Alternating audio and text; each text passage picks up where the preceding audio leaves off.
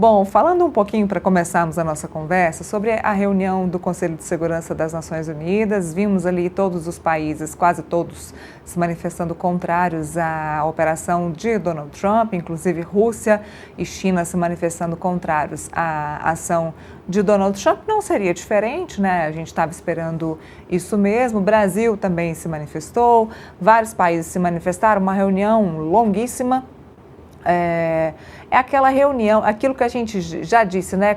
Acho que o Felipe já falou isso aqui, uma reunião quando tem mais de 3 pessoas é uma reunião que não rende muita coisa.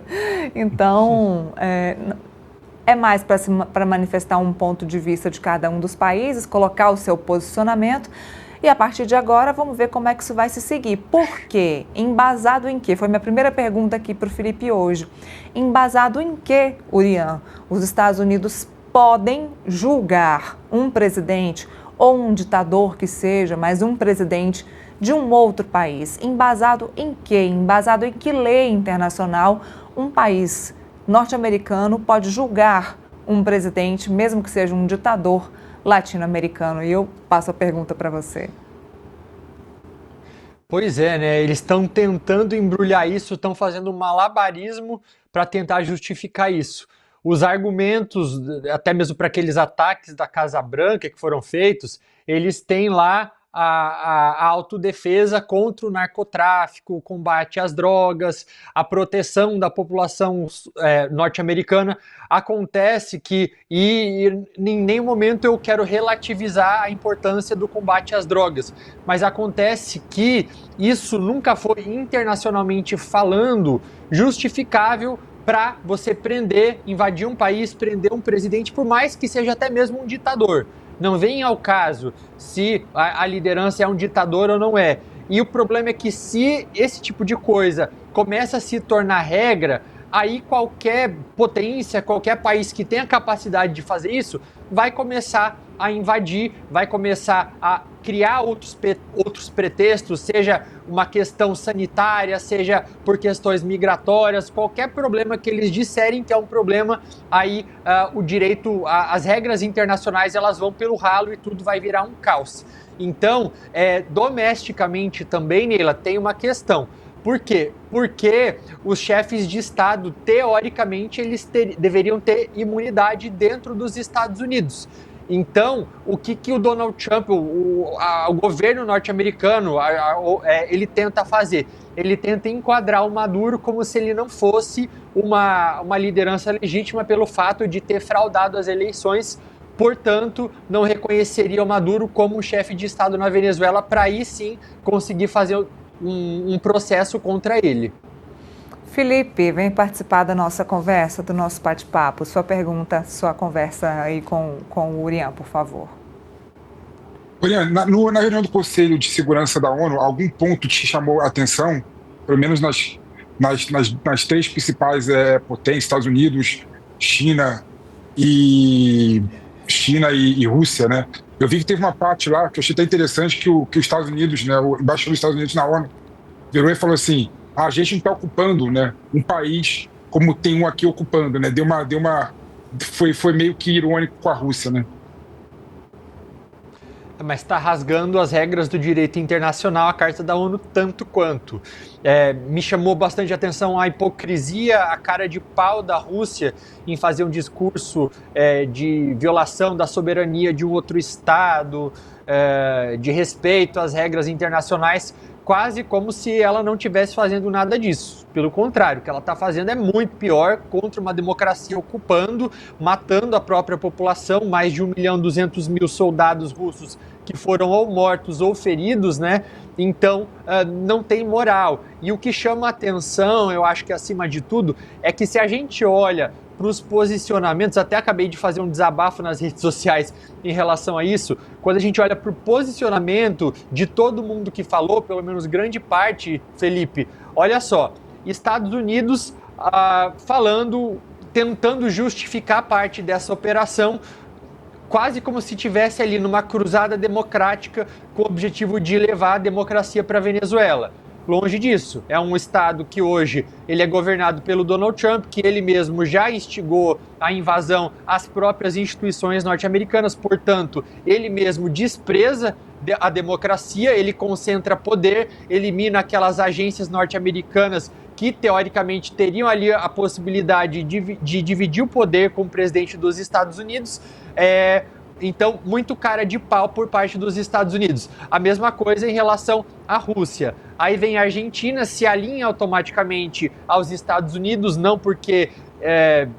Sem ignorar o respeito às regras também, apenas porque o Milei entende que é interessante para ele se alinhar, porque acaba ganhando alguma coisa com isso, como no caso das eleições de meio de mandato, quando recebeu um swap cambial de 20 bilhões de dólares, surge Rússia, já falei da Rússia, a China, ela aproveita da oportunidade para se projetar como a única grande potência que respeita essas regras internacionais.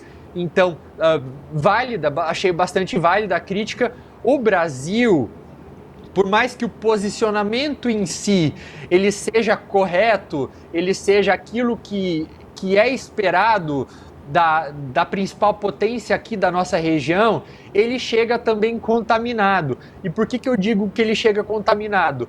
Porque ele acontece no momento no qual o Brasil claramente ele é bastante seletivo em relação às condenações, justamente até o embaixador Sérgio Danesi, ele até citou a questão do que acontece em Gaza. Só que há poucas semanas atrás, e a gente falou isso aqui no Metrópolis, o Brasil se absteve da votação na ONU pedindo o retorno das crianças ucranianas que foram raptadas pela Rússia, né? Então, é de uma seletividade, até mesmo se a gente levar em conta a posição do PT, do governo brasileiro, que durante muito tempo ajudou a consolidar o chavismo na Venezuela e depois o madurismo, que sempre deu legitimidade, que há 2 anos atrás, quando o presidente Lula falou a seguinte frase para Maria Corina Machado não ficar chorando e ir para a luta, né? Então, chega também, por mais que o posicionamento em si seja correto, chega contaminado. A pergunta que fica, então, quem que está, de fato, defendendo as regras do direito internacional por princípios e não por conveniência? Isso tudo mostra a crise que a ONU enfrenta. A própria Dinamarca deu umas cutucadas ali porque está com medo do que pode acontecer em relação à Groenlândia.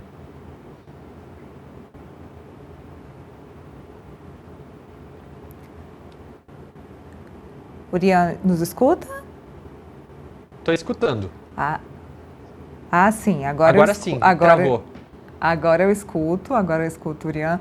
Urian, falando sobre todos esses países, a gente pode dizer que a Colômbia, ela sofre um risco iminente de ataque também dos Estados Unidos ou é só uma bravata de Donald Trump? O que dá para dizer, Neila, e eu jamais vou tentar arriscar minha carreira como analista tentando prever o que o Donald Trump vai fazer, mas o que dá para dizer é que a partir do momento em que ele ataca a Venezuela, por mais que seja um ataque considerado ainda bastante cirúrgico, ele muda todo tipo de pensamento em relação à segurança na nossa região. Porque, de fato, houve aquela operação no Panamá, há 36 anos, a Operação Just Cause, que era bastante parecida com o que aconteceu na Venezuela. Ele conseguiu derrubar um presidente, mas, por outro lado, havia quase que um consenso aqui entre os países da América do Sul que nós estávamos imunes a esse tipo de operação de interferência de outras superpotências. É aquela história, aqui a gente está acostumado com violência, mas a gente não está acostumado com guerra. E isso tudo, acredito que faz todos os governos daqui, inclusive aqueles que são alinhados aos Estados Unidos, por mais que eles não assumam, mas eles vão ter que repensar as suas vulnerabilidades, a sua segurança. Isso vai ter que ser discutido a partir de agora. Então, eu não diria que é impossível o Donald Trump tentar algo parecido em relação à Colômbia, mas vale ressaltar também que até o exército colombiano ele é muito mais preparado do que o da Venezuela. E a Colômbia ela é um ator essencial na luta contra o narcotráfico. Inclusive, teria até, do ponto de vista de escolher melhor o alvo, a Colômbia faz muito mais sentido ele tentar pressionar a Colômbia do que pressionar a Venezuela, que é apenas o caminho, mas não é a origem dessas drogas que ele tenta dizer que está combatendo. Felipe, por favor. É difícil, né, prever o que vai fazer o imprevisível Donald Trump, né? Não dá para prever.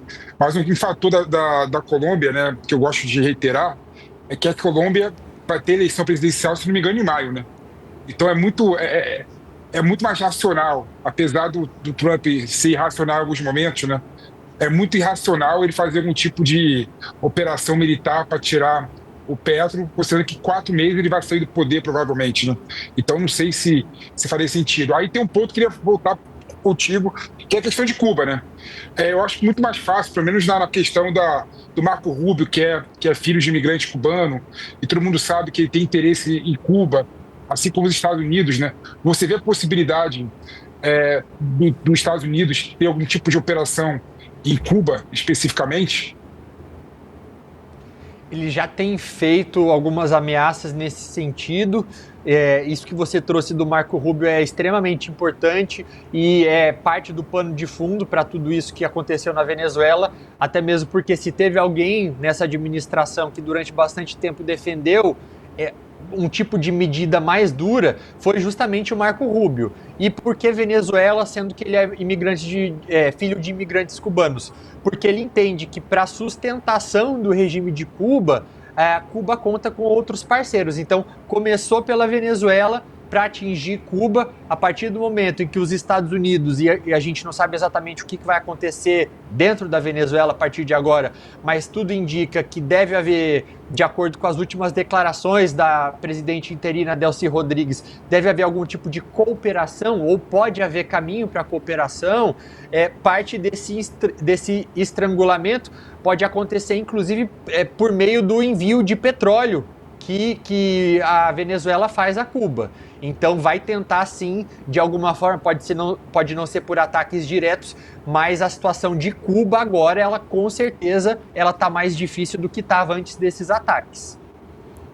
Urian, para a gente encerrar, eu queria só que você repercutisse a fala do representante brasileiro, do Danese, lá na reunião da ONU, e qual é o caminho que a gente pode esperar do presidente Lula a partir disso, pensando que temos eleições agora em 2026, pensando também que o presidente Lula iria usar essa aproximação com o presidente americano Donald Trump aí como palanque nas eleições de 2026. Talvez agora essa aproximação com Donald Trump não seja o melhor caminho a ser utilizado pelo presidente Lula por conta aí das críticas que ele vem fazendo agora desde sábado, por conta da invasão, enfim, os ataques que foram feitos a Caracas e o sequestro feito ao ditador Nicolás Maduro. Então eu queria só que você fizesse uma análise aí sobre a fala hoje do representante brasileiro e também do caminho aí do presidente Lula em relação à sua proximidade com Donald Trump. A fala, ela condenou, mas ao mesmo tempo acredito que tenha sido um pouco cautelosa no sentido de não querer bater tão de frente com os Estados Unidos. É uma fala que poderia ser adotada em relação a outros conflitos. Eu ressalto aqui novamente a questão da guerra na Ucrânia, né? O Brasil ele perde um pouco da sua credibilidade no momento da crítica a partir do momento em que ele se torna seletivo. Então, criticar, pedir respeito às regras do direito internacional, à Carta da ONU, isso é válido, é esperado do Brasil, que sempre teve uma diplomacia impecável. Agora, não dá para ser seletivo justamente porque isso vai enfraquecer no momento das críticas seguintes.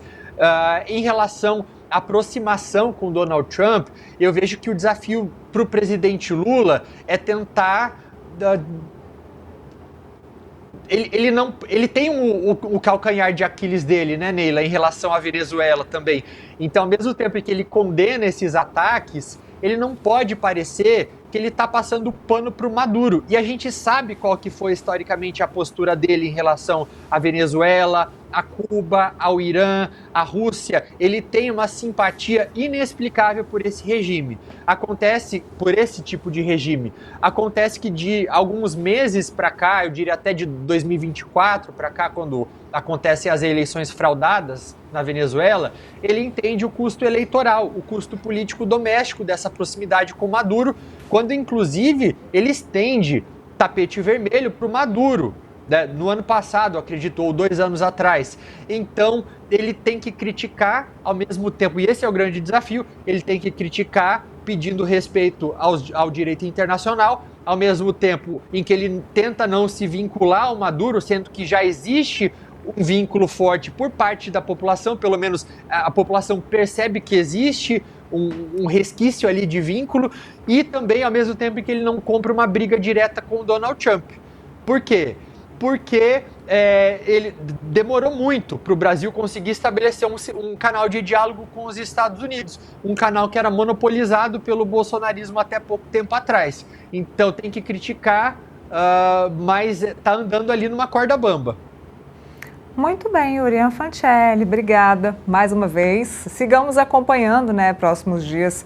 Vamos, claro, continuar acompanhando esse assunto. Vamos ter muito tempo para acompanhar esse assunto. Agora temos novo representante, nova representante lá, Delcy Rodrigues, na Venezuela. Temos nova audiência marcada para Nicolás Maduro no dia 17 de março nos Estados Unidos. Então tem pano para manga, vai ter muito assunto para a gente falar daqui para frente. Te agradeço mais uma vez, nosso parceiro aqui no Contexto. Obrigada, Urian.